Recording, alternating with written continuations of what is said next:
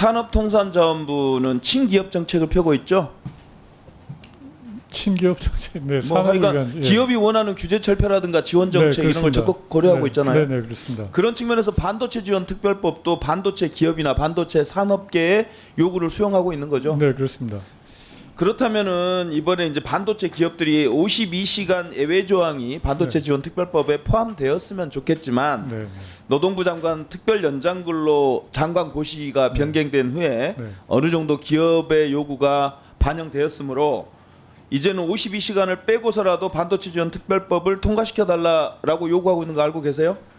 그 말씀 좋지만 이제 그 업계에서 임시 방편으로 이렇게 된 거에 대해서는 고맙게 생각을 하고 있지만 좀 안정적으로 제도가 마련됐으면 그래서 있습니다. 뭐 보다 안정적인 거는 반도체 지원 특별법을 통과시킨 뒤에 다시 개정안을 논의하면 될 것 같아요. 그래서 52시간을 빼고 일단 빨리 반도체 산업계에서 요구하고 있는 지원 정책을 빨리 폈으면 좋겠다라는 게 지금 기업의 요구이기도 하고 지금 우리가 합의할 수 있는 거 아니냐. 그래서 정부 측에서 좀 적극적으로 고민해 줬으면 좋겠다 이런 생각이 듭니다.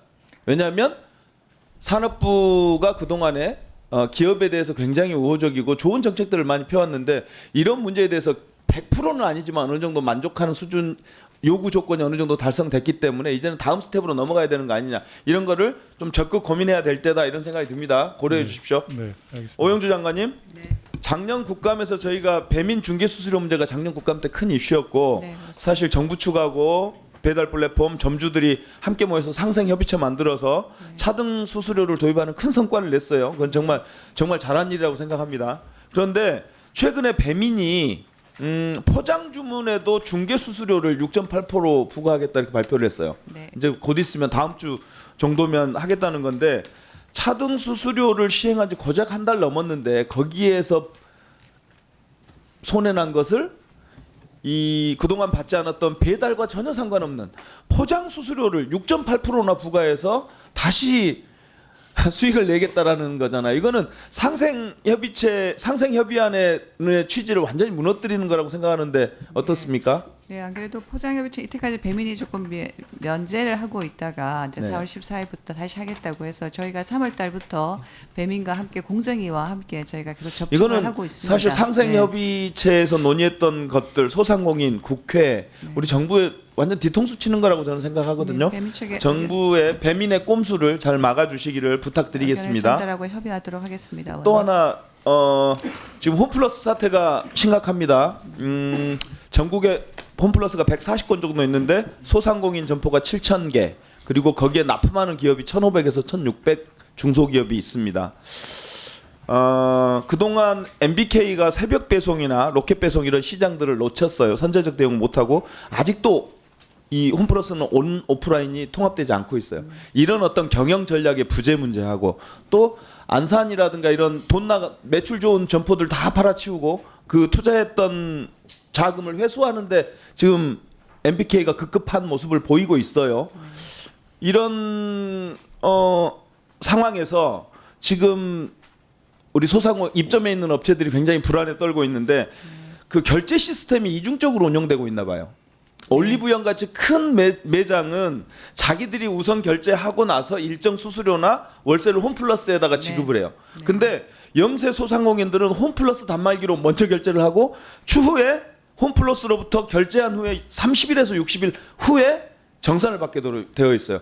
그러다 보니까 이 중소 우리 매장 입점 업체들이 굉장히 불안해요. 왜냐하면 지금 홈플러스가 망해버리면 결제를 못 받을 가능성이 있어요. 지금. 그래서 올리브영 같은 큰 매장처럼 자체 단말기 결제 후에 후정산하도록 이 결제 시스템을 좀 바꿔달라, 바꿀 수 있게 해달라고 하는 요구가 있는 거 알고 계시죠? 네, 듣고 그거 있습니다. 좀 해주면 안 될까요? 그 부분에 대해서는 중기부에 직접 나서서 지금 해야 될 것까지는 제가 아직 사실 실질적으로 검토를 근데 지금 못했습니다만 홈플러스 사태가 점점점 악화일로로 가고 있는 게 사실이잖아요. 네. 이 즈음에 중기부가 결단을 내려서 개입해야 된다 이렇게 생각합니다. 네, 지금 이 상황에서는 저희가 단기간 합동 점검회의를 하면서 저희도 개별적으로 소상공인들 접촉을 하고 있습니다. 네, 일단은 그렇게 좀 대책을 세워서 이 입점 업체들이 피해가 가지 않도록 다 진짜 소상공인들 아닙니까? 꼭 좀 챙겨주십시오. 네, 일단 미정산 대금이 없도록 챙겨보겠습니다. 안덕근 장관님, 네, 지금 해외 기술 유출이 탈취가 점점 늘고 있는 거 알고 계시죠? 네. 국가 핵심 기술만 해도 21년에 한 건에 불과했던 게 22년에 4건, 24년에 11건 이렇게 계속 늘고 있는데 네. 비철 금속 기업인 고려아연도 세계 1위 기업인 고려아연도 지금 기술 탈취 우려가 있는 거잖아요. 네. 국가 핵심 기술 지정이 중요하다고 지난 국감 때 지정하고 적극 네. 검토하시겠다고 하셨었는데 네. 네. 실제 하이니켈 전구체 기술은 국가 핵심 기술로 판정받은 반면 제련 기술 2건이 아직 심사 중이에요. 네. 빨리 신속히 국가 핵심 기술로 지정돼야 될 것 같은데 어떻습니까? 지금 그 절차 진행 중입니다. 네. 좀 뭐 긍정적으로 생각해도 되는 겁니까?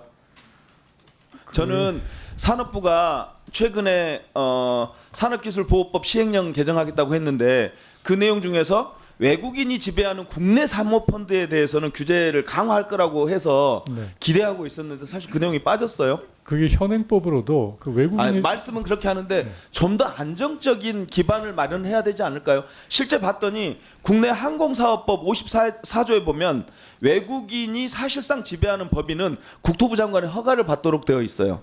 그래서 MBK가 아시아나 화물사업부를 인수할 때 국토부의 승인을 받지 못해서 인수하지 못했던 사례가 있고요. 미국 같은 경우는 외국인의 정의를 외국인에 의해 통제되거나 통제될 수 있는 모든 단체를 다 외국인으로 규율해서 법인을 통제하는 사람이 외국인인 경우에는 해당 법인을 외국인으로 간주해서 정부의 허가를 받도록 해놨단 말이에요. 네. 그러니까 우리 국내 법도 있고 외국의 사례들도 차고 넘친단 말이죠. 네. 이제는 국내에 등록된 법인인 경우에도 이 지금 외국인인 경우 실소유주나 실제 통제하는 사람이 외국인인 경우에는 이런 같은 적용을 시행령에 집어넣어야 된다고 생각하는데 어떻습니까? 네, 의원님 말씀하시면 중요한 부분이고 저희가 하여튼 그 관련되어 있는 제도를 그 개선을 할 수 있도록 그 필요한 부분들 그 검토해 나가도록 하겠습니다. 실제 외국인에 의해 실질적 지배를 받고 있는 국내에 등록된 법인에 대해서 말씀하셨지만 대처가 방법이 있다고 하는데 실제는 아주 좀 미흡하거나 현재 시장에서는 안 먹힐 수 있는 네, 네, 네, 네. 시장의 우려가 있기 때문에 이번 기회에 국가 핵심 기술을 보호하고 기술 유출을 방지하기 위해서 미국이나 이런 해외 사례들을 참고해서 실제 국내 네. 네. 네. 네. 네. 네, 네. 필요한 부분 검토해서 상의 드리도록 하겠습니다. 네. 감사합니다. 네. 네, 김원희